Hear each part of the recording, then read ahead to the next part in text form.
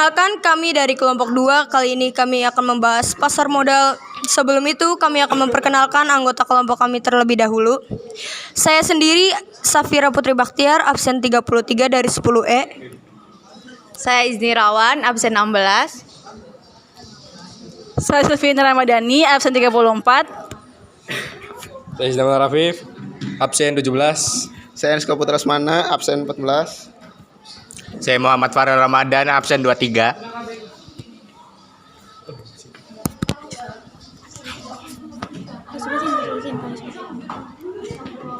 Yang pertama, pengertian pasar modal. Pasar modal yang sering disebut dengan bursa efek adalah pertemuan antara penawaran dan permintaan dana-dana jangka panjang dalam bentuk penjualan dan pembelian surat-surat berharga.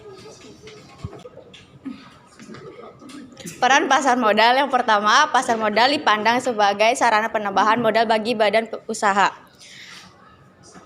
Perusahaan mendapatkan modal dari penjualan saham-saham di pasar modal. Biasanya pembelinya yaitu masyarakat umum, lalu perusahaan lain, lembaga, dan pemerintah.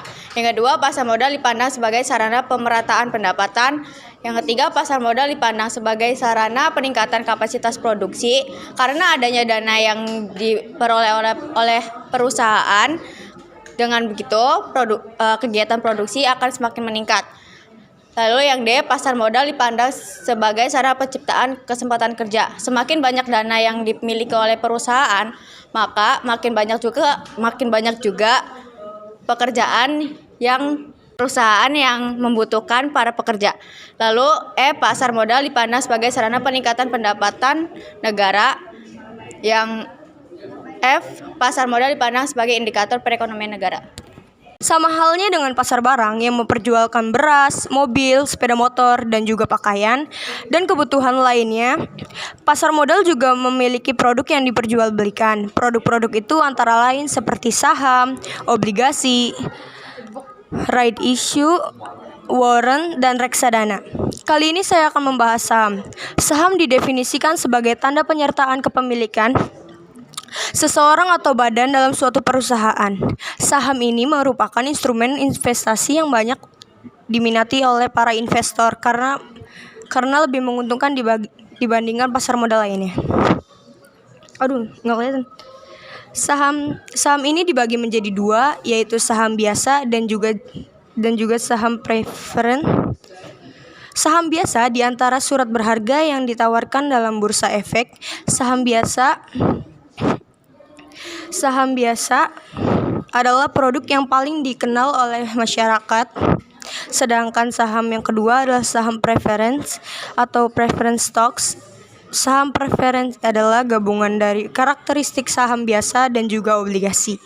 Saham preference mempunyai karakteristik saham biasa, yaitu tidak selamanya memberikan dividen bagi pemegangnya atau investor.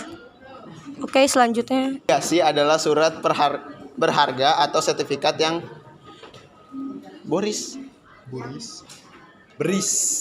kontrak antara pemberi, peminjam, dan yang diberi peminjam. Jadi obligasi adalah surat perjanjian antara pemilik mobil dengan perusahaan yang menerbitkan surat obligasi. Dalam hal penerimaan bunga obligasi disebut kupon. Kupon obligasi adalah bunga pinjaman yang harus dibayar. Dalam hal penerimaan bunga obligasi disebut kupon. Kupon obligasi adalah bunga dipinjam yang harus dibayar ke penerbit obligasi kepada pemegang obligasi, dan juga obligasi tanpa bunga. Obligasi semacam itu biasanya disebut dengan nama zero coupon bond. Pemegang obligasi bukan termasuk pemilik perusahaan seperti pemegang saham. Salah satu hal yang paling ditakuti pemegang obligasi adalah kebangkrutan perusahaan yang mengeluarkan obligasi. Dan ada right issue. Right issue merupakan hak untuk memegang saham baru yang akan dikeluarkan oleh emiten. Emiten harus menawarkan hak tersebut kepada pemilik saham yang lama terlebih dahulu. Lalu biasanya harga saham yang dibeli dengan menunjukkan right bisu lebih murah dari saham yang dibeli tanpa right jika orang tidak menggunakan haknya untuk EUNTPHA label saham, maka mereka dapat menjualnya kepada pihak yang lain. Waran adalah surat berharga yang dikeluarkan oleh perusahaan yang memberikan hak kepada pemegangnya untuk membeli saham perusahaan dengan persyaratan yang berkaitan dengan harga, jumlah, dan masa berlakunya waran tersebut. Biasanya waran dijual bersama surat berharga lainnya, misalnya obligasi atau saham. Waran diterbitkan dengan maksud agar investor tertarik membeli obligasi atau saham yang diterbitkan emiten.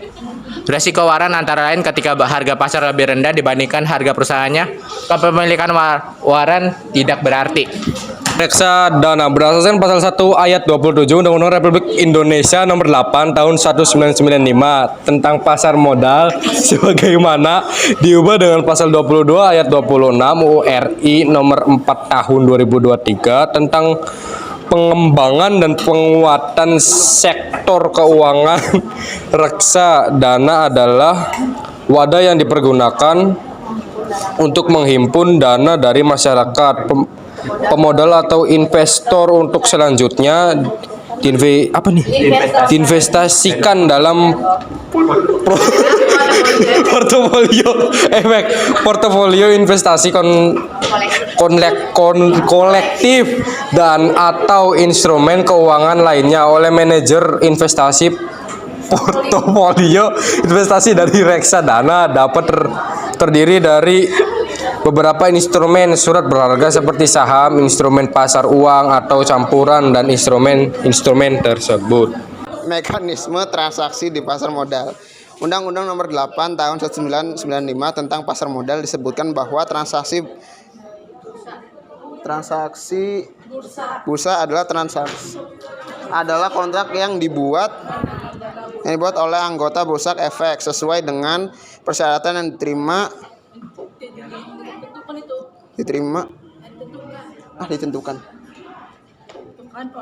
ditentukan oleh bursa efek mengenai jual beli efek. Meminjami efek atau kontrak ialah mengenai break atau harga efek, sehingga mekanisme perdagangan di pasar modal dilakukan di pasar perdana dan pasar sekunder.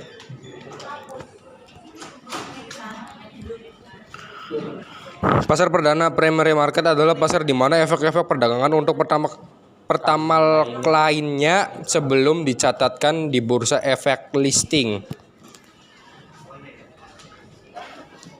Pasar sekunder atau secondary market adalah pasar di mana efek-efek yang telah dicatatkan di bursa efek diperjualbelikan. Lalu ada waran investasi di pasar modal. Sebelum berinvestasi di pasar modal, investor harus terlebih dahulu untuk membuka rekening di salah satu perusahaan efek. Sebelum memilih perusahaan efek, investor sebaiknya memperhatikan faktor-faktor berikut. Yang pertama, jika calon investor lebih menyukai untuk berinvestasi di saham-saham yang baru ditawarkan di pasar perdana, maka pilihlah perusahaan efek yang aktif dalam proses perjanjian emisi saham. Yang kedua, jika calon investor hanya memerlukan jasa yang paling mendasar dari perusahaan efek seperti melaksanakan perintah jual dan atau perintah